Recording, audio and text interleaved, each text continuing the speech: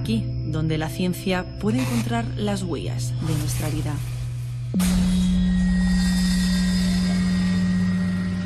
Una vida que a veces esconde secretos y deja un rastro de pistas falsas.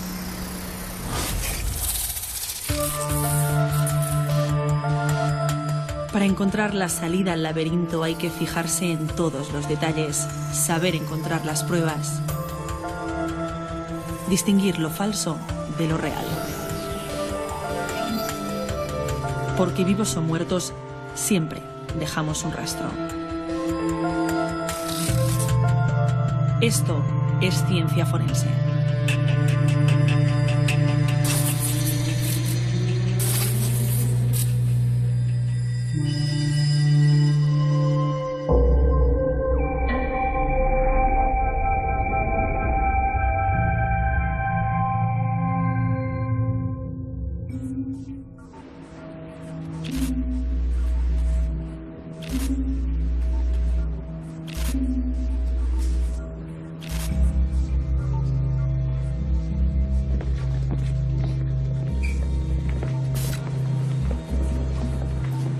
Cuando un asesino convive con nosotros, ¿cómo distinguirle?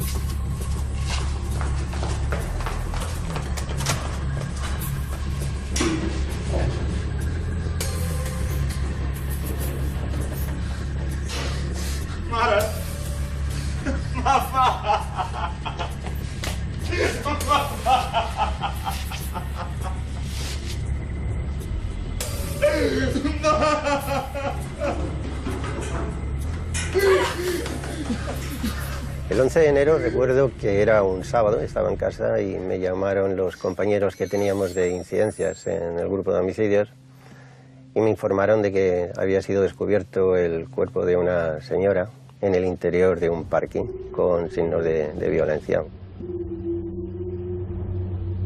Era una mujer casada con 4 hijos que residía en la finca y trabajaba en una inmobiliaria. Sobre las 13 horas había abandonado su puesto de trabajo y tal como abandonaba el trabajo, pues llamó a su hija, llamó a su casa y le comentó a la niña que iba ya de camino para casa, ahora voy para allá. La mujer pues llegó a su domicilio, aparcó su vehículo, pero no apareció por casa. Inmediatamente se trasladó allí a los inspectores y también se dio aviso a la Brigada Provincial de Policía Científica para hacer la inspección ocular. Por mucho oficio que un policía tenga, nunca se está lo suficientemente preparado para enfrentarse a una escena de un crimen. Hay tanto dolor en esta angosta escalera. Comprobamos que había manchas de sangre de distintas formas, sangre en proyección, sangre en caída o en goteo, lo cual indicaba que se había producido un forcejeo. Vemos que a la señora le falta el bolso. No obstante, pues bueno, aparece un pendiente y tenía otros efectos personales, como era un reloj, tenía un colgante y son joyas que no se habían llevado.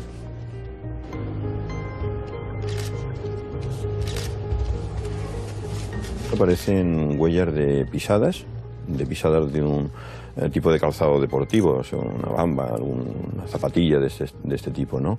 Aparecen colillas.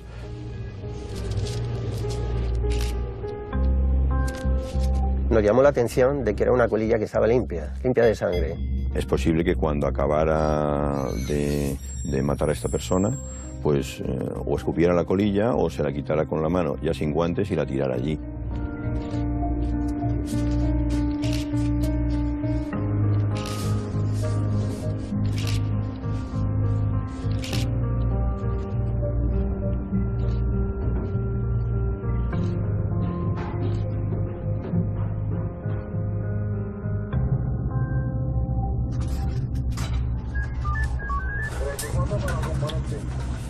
Un objetivo fácil.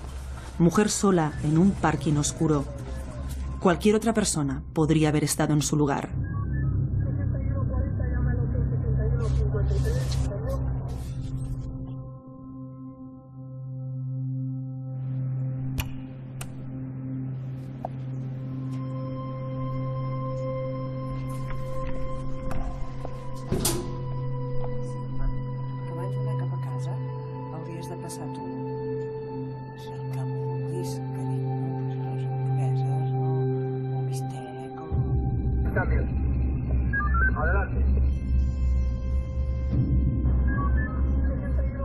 Sin duda, el destino es muy caprichoso.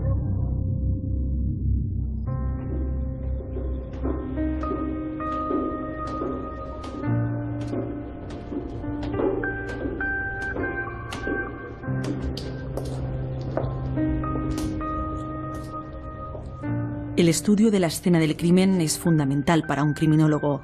Hay que tomar muestras de todas las evidencias físicas, averiguar el tipo de arma usada. En este caso se han usado dos, cuchillo y martillo. Tal vez sean demasiadas para un simple bolso. Es cierto que hay un exceso de violencia y eso te da un cierto aviso. Pero bueno, también podría cuadrar con el robo.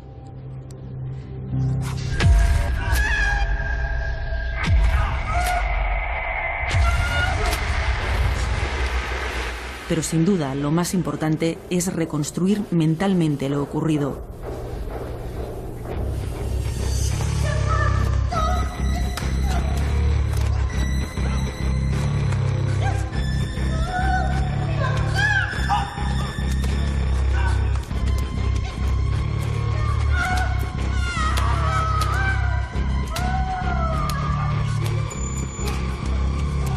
La primera escena del crimen sirve para la captura. La víctima está aterrorizada y por consiguiente él tiene todas las posibilidades para controlarla. La segunda escena es cuando se produce el traslado al sótano quinto.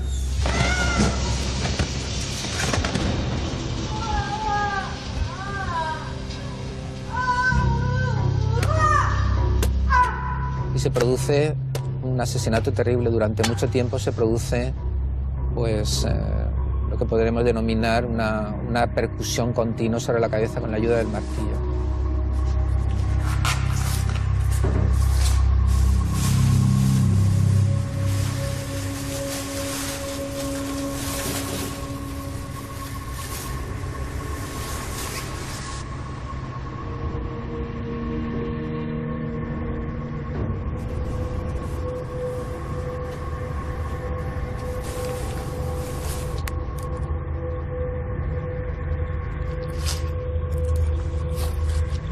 Hay además una especie de escenificación final. La víctima es abandonada como si fuera un objeto totalmente despersonalizado, ¿verdad? Como si fuera un objeto sin ningún valor.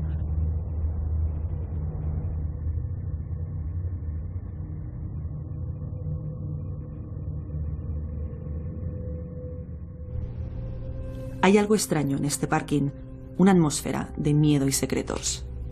Y además En el momento en el que nos encontrábamos ya en el lugar, con la comisión judicial, el marido recibió un mensaje en su teléfono móvil. Lo curioso es que era del teléfono de su mujer. Donde decía, mañana te llamo. Mañana te llamo. Una llamada misteriosa que invita a esperar, pero una investigación por asesinato no puede permitirse ninguna pausa. Entre lo robado constaba una tarjeta de crédito. Del seguimiento de esa tarjeta de crédito se pudo conocer que alguien había extraído dinero de un cajero automático. En un cajero de la calle Balmes, en el 350, cerca del metro de Padua. Pero tuvieron que utilizar el PIN. Suponemos que el número secreto, el PIN, lo consiguió bajo amenaza, bajo coacción, o la víctima podía tenerlo apuntado.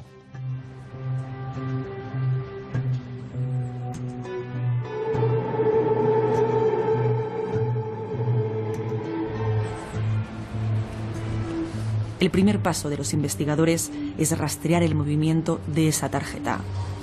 Después de sacar dinero del primer cajero, realizó una ruta por diferentes cajeros de la ciudad. En el ensanche, creo recordar que era así, cerca de la calle Bruc. Y finalmente, una de las tarjetas había sido recuperada en las Ramblas de Barcelona. Esta tarjeta nos llega a nosotros y podemos revelar un fragmento de huella dactilar. Este fragmento se estudia y se comprueba que no tiene valor. No tiene valor, las crestas están resbaladas y no tienen suficiente carga de sudor para que nos dé valor identificativo. Lo que se hace es solicitar diferentes imágenes de las cámaras de seguridad, pero nos dábamos cuenta de que sacaba dinero de los cajeros que estaban en el exterior, donde las cámaras no enfocan. Pero no hay que olvidar que hoy en día estamos videovigilados constantemente, ¿no? Es un poco el gran hermano, ¿no? Vemos en todas partes los carteles de se está grabando por su seguridad, ¿no? Esto lo vemos en el metro, lo vemos... Es que prácticamente no podemos cruzar una ciudad sin ser grabados por una cámara en algún momento, ¿no? De hecho, seremos grabados en muchos momentos y probablemente incluso se puede hacer un seguimiento a esta persona. El reto más complejo es el ser capaz de encontrar una cara entre una multitud. Y hoy en día eso es factible. Lo que hacemos es recortar esa cara, también si esa cara tiene una expresión tratamos de corregirla para buscar esos rasgos distintivos en la zona de los ojos, la nariz. Esa es la parte que es más diferente, ¿no? La parte que permite distinguir realmente a las personas de otras. Entonces ahí sí que se usan pues, lo que es la malla facial, una serie de puntos característicos, y somos capaces de identificar dentro de un vídeo, de una imagen, detectar esa cara.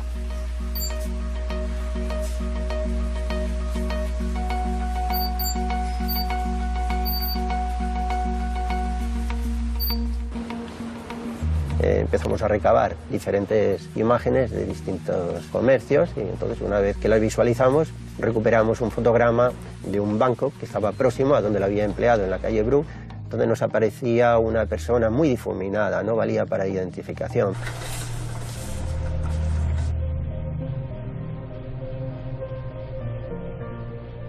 El segundo paso es saber si la víctima guarda alguna prueba que conduzca hasta su asesino. Instituto de Medicina Legal. Un cadáver te dice cosas. No solo te dice por qué ha muerto, te dice cuánto tiempo ha tardado en morir, te dice si luchó, te dice qué tipo de lucha hubo, qué tipo de instrumento fue con el que le mataron. Por lo tanto, los cadáveres siempre dicen cosas. Lamentablemente no dicen el nombre del asesino. Ni puede decir su nombre, ni tampoco ofrecer ningún indicio que le delate. Bastante tuvo con defenderse.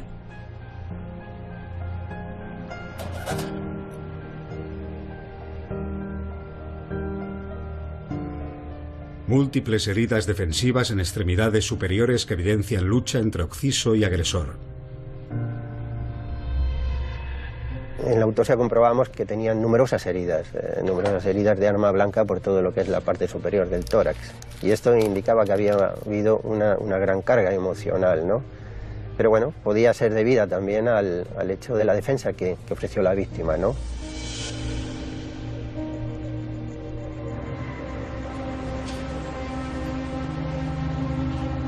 Se habló con los vecinos, los propietarios de las plazas de parking. Y ver si nos podían facilitar alguna información, si habían tenido alguna incidencia. Pero no era un parking, digamos, que fuese conflictivo, sino todo lo contrario. El tercer paso es el más tedioso. Buscar, buscar y volver a buscar. No teníamos huellas identificativas, ninguna información concreta. Vamos a tratar de conseguir la mayor información posible, ¿no? Como es el ámbito penitenciario, algún departamento de psiquiatría, y todo esto combinado con nuestras bases de datos para ver luego las posibles conexiones que pudiera haber con delincuentes que habían sido detenidos con anterioridad, con instrumentos contundentes o con armas blancas. Realmente era buscar una aguja en un pajar. Porque se trata de una persona que no tenía antecedentes, estaba totalmente blanca, con lo cual teníamos que encontrar, identificar a una persona de la cual no teníamos nosotros ninguna información a nivel policial. Informe de la Brigada Provincial de Policía Científica. Indicio 7. Colilla. Se obtiene ADN sin concordancia en el CODIS. Claro, tú tienes una colilla con ADN, vale. ¿Y qué haces con esa colilla? ¿Con quién cotejas, no? Resultado dubitado. Pendiente de identificación.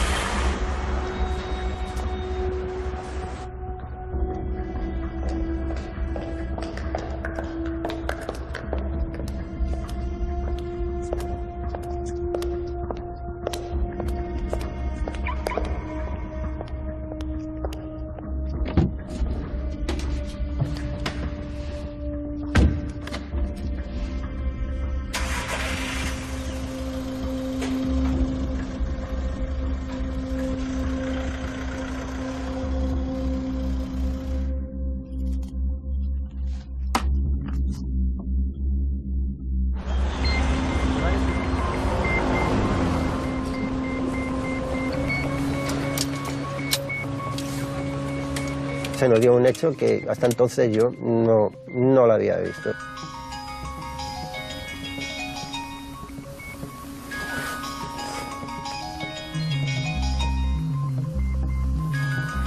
La anunciada llamada misteriosa altera toda la investigación. ¿Sí?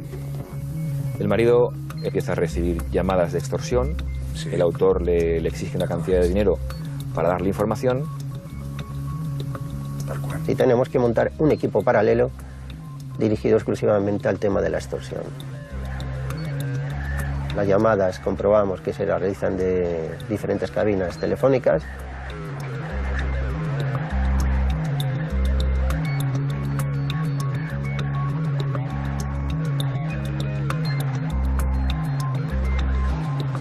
Se le indicó al esposo que le solicitara a la persona que llamaba una prueba de que tenía información.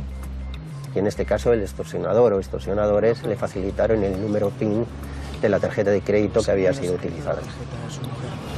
Es el 4444. 4444. Eso nos llevó a pensar que el que llamaba o era el asesino o era una persona muy, muy cercana al asesino.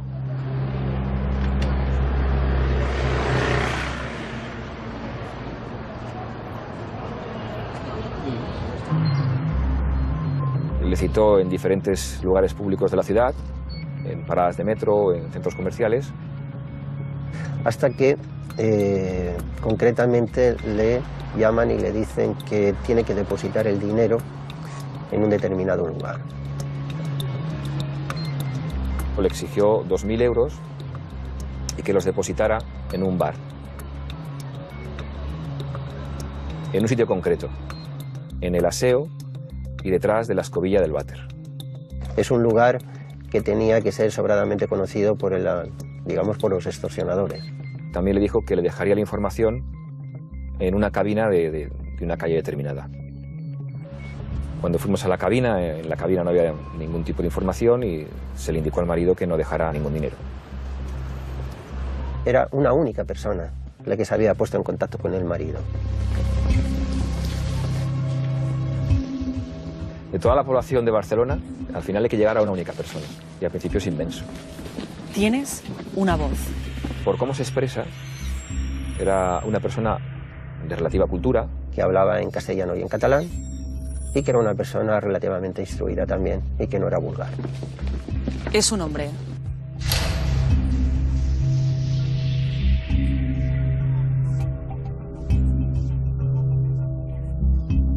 Intuyes que es joven.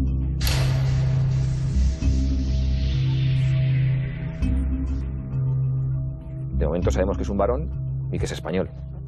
Ya podemos limitar algo. Poco, pero algo. Y también sabes que aún te queda mucho para llegar hasta él.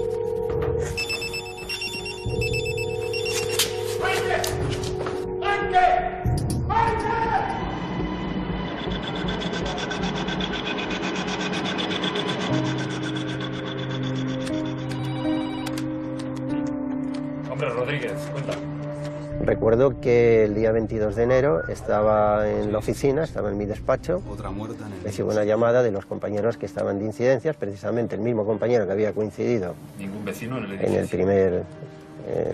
primer asunto, y me informa de que se había producido el hallazgo del cuerpo de una señora en el mismo parking y con las mismas circunstancias que la vez anterior. Yo pensé en un principio que me estaba tomando el pelo, pero una vez que ya hablando con él me reitera de que se ha producido, pues ya fue totalmente incredulidad. No nos podíamos creer lo que nos estaban contando. Parecía una broma macabra. Es también una mujer de mediana edad y que tenía también una plaza de parking. Era propietaria, junto con su marido, de un gimnasio. Una señora que físicamente estaba, digamos, preparada. Se ha llevado el bolso y, sin embargo, le ha dejado los efectos personales. Aquí cabían dos posibilidades: la imitación y que fuera la misma persona.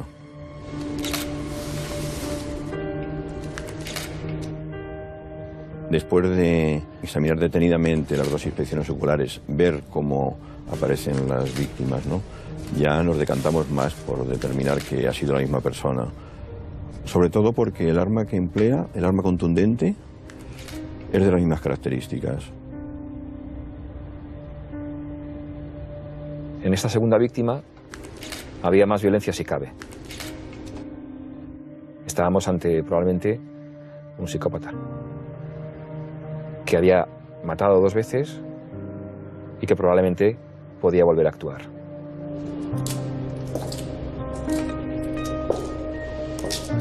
Casi como un déjà vu, día distinto, pero mismo escenario y una mujer parecida. ¿Este crimen es la consecuencia de un error anterior o es que el asesino busca otra cosa de sus víctimas? Es una fantasía que exige una victimología muy restringida, muy precisa. Era una mujer de estatus burgués que representaba la plenitud de la vida, que había triunfado, en el sentido que pudiera pensar el asesino, que implica triunfar, como vivir en esa situación socioeconómica. Es una ira hacia esas mujeres, una ira hacia esa vida que no le ha correspondido. Y ese es el mensaje final, ¿no? Sois basura y este es el trato que os merecéis.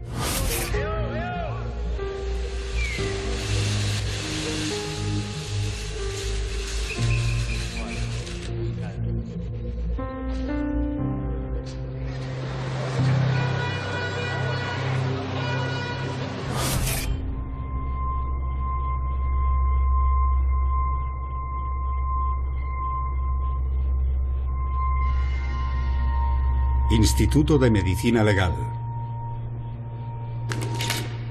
La segunda víctima probablemente, por el miedo que existía de la anterior, entró en pánico y fue fácilmente doblegada. Examen externo. Ligaduras. Había empleado la mordaza, le había atado los pies, había utilizado también ataduras para las manos, había empleado en este caso grilletes y le había colocado una bolsa de basura más pequeña, pero sobre la cabeza, ¿no? Examen interno. Pérdida de masa encefálica. Lo que está claro es que él ya ha aprendido. Es más práctico, utiliza un arma en vez de dos para intimidar a la víctima.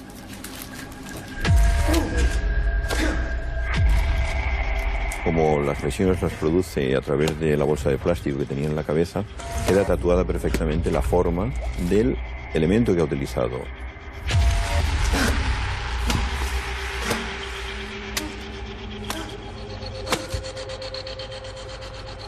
Murió como si fuera un punching ball de estos donde los boxeadores golpean. Dictamen. Politraumatismo craneal incompatible con la vida.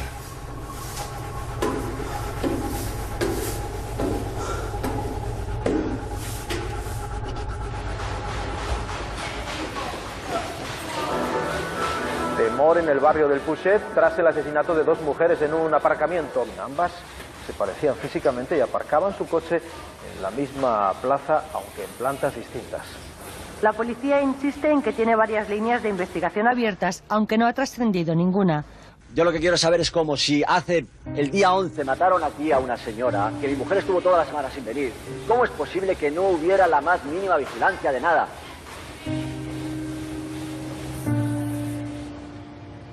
No solo hay que atrapar al asesino del parking del Puget, ahora además hay que batirse contra otro enemigo, el miedo. Toda la ciudad se está contagiando de este mal rápido y peligroso. Estábamos jugando contra el reloj, precisamente para evitar la muerte de una tercera persona.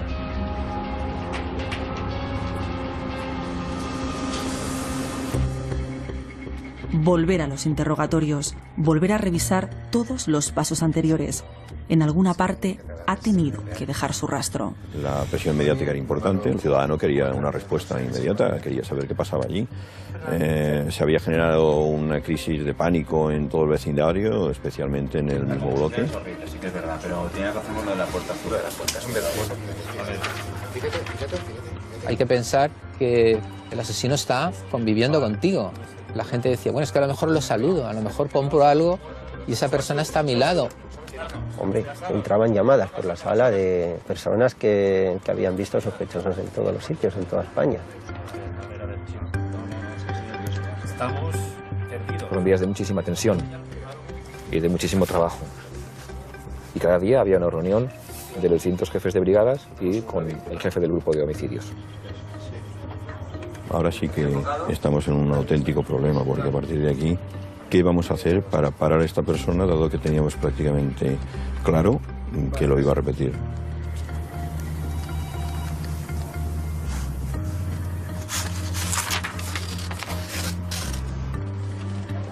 Sí, le comenté a mi jefe que me diera un tiempo más. 3 días. Día 1. El rastro.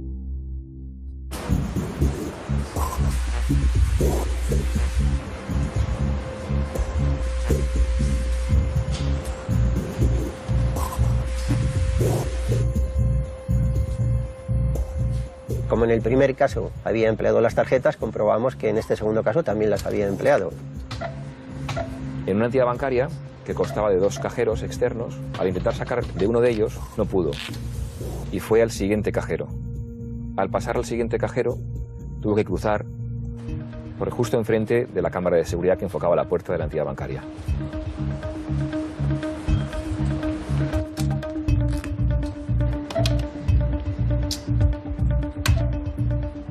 Y un dato importante, la cámara de seguridad de un centro comercial que también le enfocó desde la parte de arriba. Al enfocarla desde la parte de arriba, dejó ver una incipiente calvicie. Tenemos varón, joven, flaco, pelo muy corto y con una incipiente coronilla. Eso unido a los datos que teníamos del primer perfil básico, español, de cierta cultura, y que hablaba catalán y español perfectamente. Ahí ya teníamos algo más. Ahí ya podíamos buscar algo más. Día 2. La emboscada.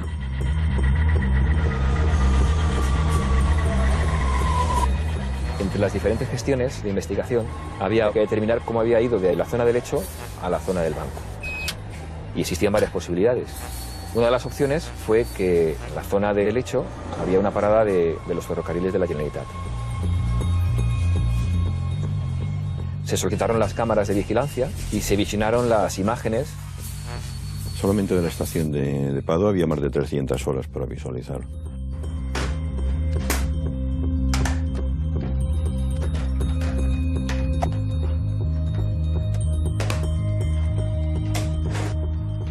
Se detecta la figura de un varón en esos momentos, pues entra en lo que es la estación. Una vez que valida el billete, al cabo de unos momentos, pues se da la vuelta y vuelve a salir. Nos damos cuenta de lo que lleva es una cartera, que es la cartera que acaba de arrebatarle a la segunda víctima. Y él, cuando mira esta cartera, lo que busca es más tarjetas para poder utilizarlas en algún cajero a ver si le funcionan, ¿no? Como queda registrado cuándo entra y cuándo sale, en todas las ocasiones, pues se comprueba que efectivamente no ha podido ser otra persona.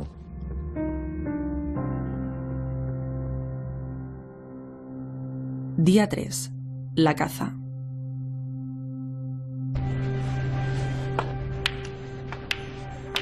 No sabíamos todavía la identidad de esta persona. ¿Qué hicimos? Establecer un dispositivo de vigilancia de manera muy discreta. Nos centramos en sectores de cabinas telefónicas que habían sido empleadas en la extorsión,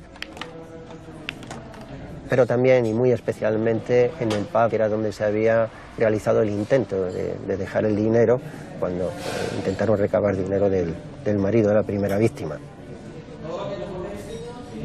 Con las vigilancias que nosotros habíamos establecido llegamos a obtener 3 personas, nada más.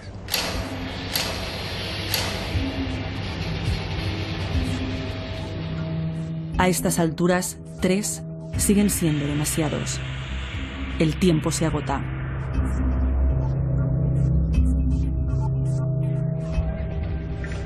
En una de estas vigilancias, los inspectores que nos encontrábamos en el bar, detectamos a una persona que al entrar comenzó a hablar con el camarero y que incluso llevó unos palos que tenía de billar, los llevó y los introdujo en un trastero. Eso ya nos dio algo, porque como de la primera víctima sabíamos que tenía relación con el bar, al haber esa confianza de las personas identificadas, solo esta había hablado con el camarero. Pero lo que determinó que probablemente nos encontrábamos ante el autor fue que al despedirse, cuando se salía por la puerta, la luz del bar incidió de tal forma en él que apareció la incipiente coronilla que reflejó la cámara del centro comercial. Y en ese momento, como policía, nos dimos cuenta de que estábamos ante el asesino. Juan José Pérez Rangel.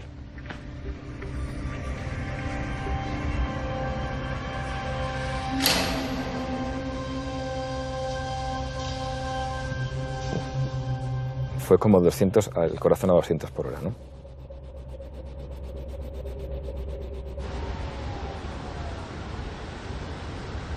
Él residía en el barrio de La Mina, un barrio de clase trabajadora, de clase sencilla, de gente sencilla.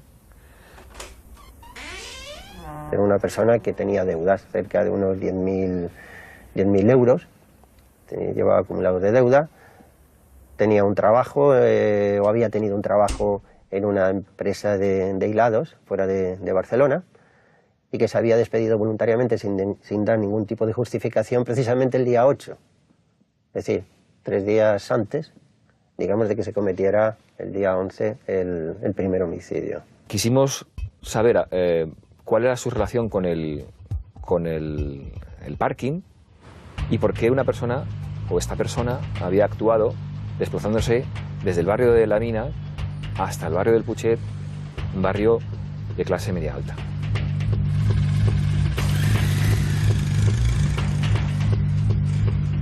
Tuvo un apartamento alquilado en una calle que es adyacente al parking, tuvo una plaza y era un lugar que conocía muy bien.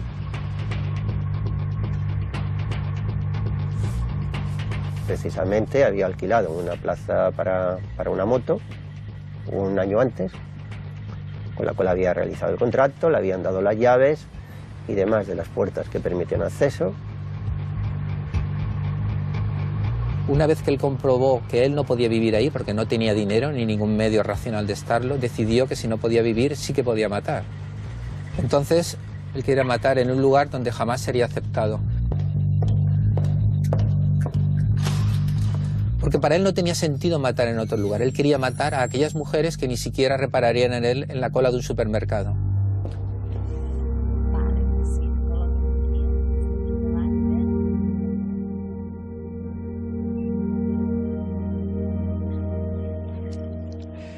Hola, soy Juan José, tengo 24 años, soltero, sin hijos, contable de una empresa textil, enamorado de los deportes, no fumo ni bebo. Soy respetuoso,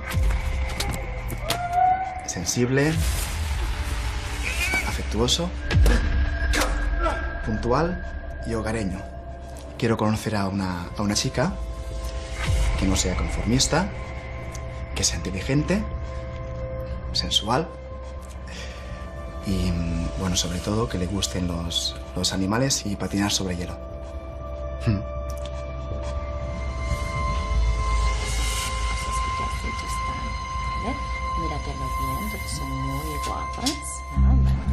Cuando analizamos toda su vida, detectamos que había acudido a una agencia de contactos y que les había abonado una cantidad de unos 600 euros por establecer contacto con una joven rusa, y nos recordaron que Pérez Rangel le dieron una cita un día en el aeropuerto del Prat, precisamente el día 11.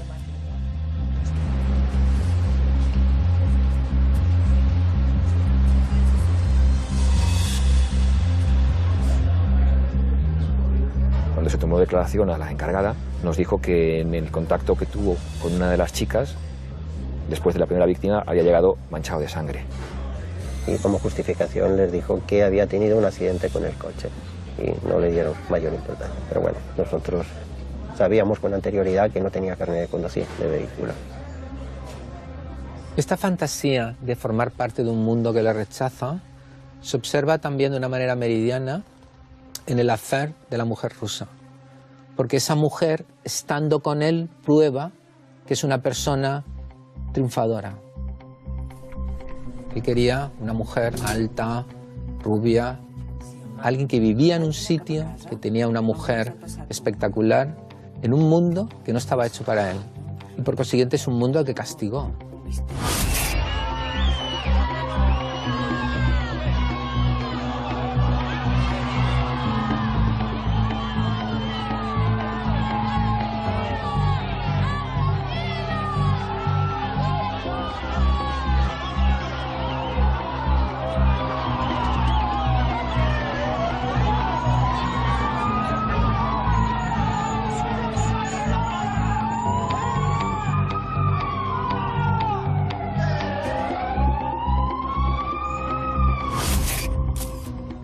Después de detener al autor de los homicidios, entonces sí que podemos hacer toda una serie de pruebas.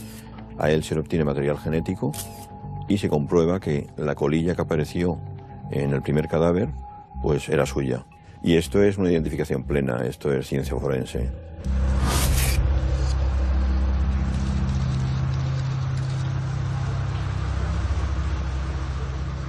Y en el domicilio aparecen también más datos que cierran ese círculo.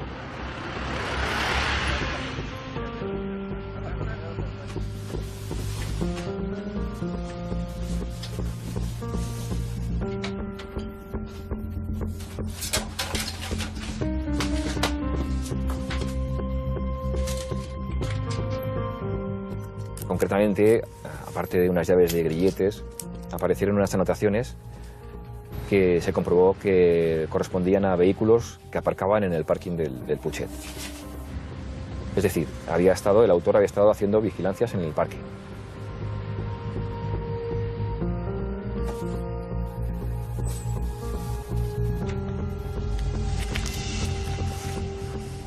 No reaccionó, no puedo decir que reaccionase de una u otra manera porque se mantuvo totalmente frío, como si no fuera con él aquello.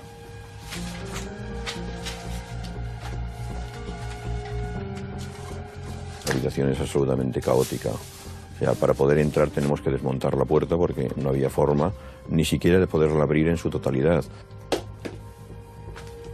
Fíjate, me daba la idea de que fuera como la cueva que utilizan algunos animales en la que ellos se sienten protegidos y están allí, y es ahí donde hacen su vida más íntima, ¿no?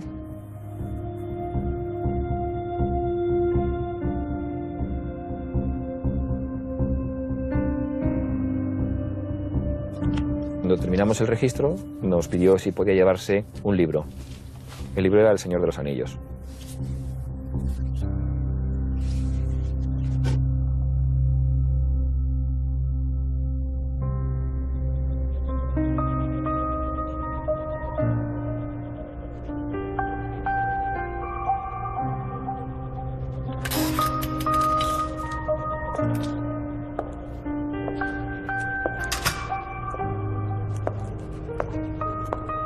Tiene que pasar mucho tiempo para que las heridas cicatricen.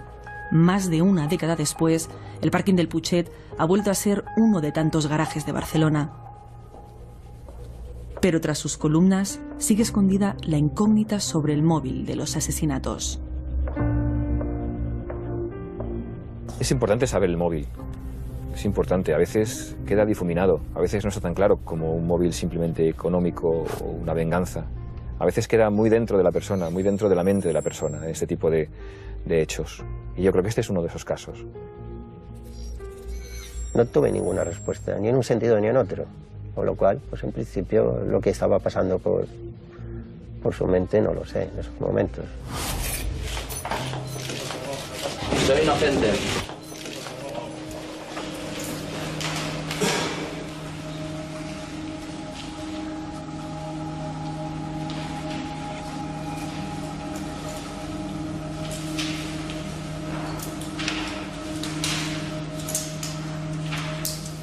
Juan José Pérez Rangel tiene un secreto. Es algo turbio, oscuro. Es el hombre de la doble cara. El niño bueno, inocente que se presenta ante ustedes y el que mata salvajemente cuando no le ven. Fíjense el absoluto control del acusado durante todo el juicio. Cómo ha controlado sus palabras, sus gestos, sus ademanes. Se ha controlado todo el tiempo. ¿Por qué mata? Mató a María Ángeles y a Maite por la razón más insignificante. Porque eran mujeres. Si en esta ocasión no hubo una tercera víctima, fue porque la policía lo impidió. Pero tan pronto vuelva a poner un pie fuera de prisión, hará lo mismo. Apostaría mi vida. En menos de 24 horas el jurado emitió su veredicto. Culpable por unanimidad. Hizo muchas cosas y muy mal, por no hablar de todas las pruebas que dejó en la escena del crimen. Luego estamos muy lejos de un asesino brillante en ningún sentido. Nada, simplemente que miren la página 173, antecedentes penales de Ruperto. En su derecho a última palabra, el acusado intentó incriminar al marido de una de las víctimas. 173, señoría. En ningún momento tuvimos como sospechoso ya al marido de la segunda víctima, con lo cual esta incriminación es una medida desesperada en su defensa de echar culpa a otra persona para crear la duda en el jurado. Pero había tantas pruebas directas y técnicas y científicas que era muy difícil no determinar su culpabilidad. Clamó por su inocencia y continuó con las incriminaciones hasta el momento último de su ingreso en prisión. Ni siquiera han abierto las cajas de pruebas, entre otras cosas, y vaya, y ni siquiera han mirado el resto de pruebas que habían. No lo entiendo. Lo siento mucho, pero yo no entiendo este veredicto. Estamos convencidos de que hubiera habido una tercera víctima si no hubiera sido detenido. Veo que la justicia sinceramente no existe. Habían más sospechosos de esas imágenes. El parecido con otras personas. Yo no lo entiendo. Sinceramente no lo entiendo cómo han ido las cosas. Y hay muchas diferencias entre las declaraciones de Ruperto Bilbao. Porque he visto el sumario, señores. Lo que no han visto ustedes, yo sí que lo he visto. ¿De qué lo conoces? ¿De qué lo conoces? ¿Qué tienes que decir?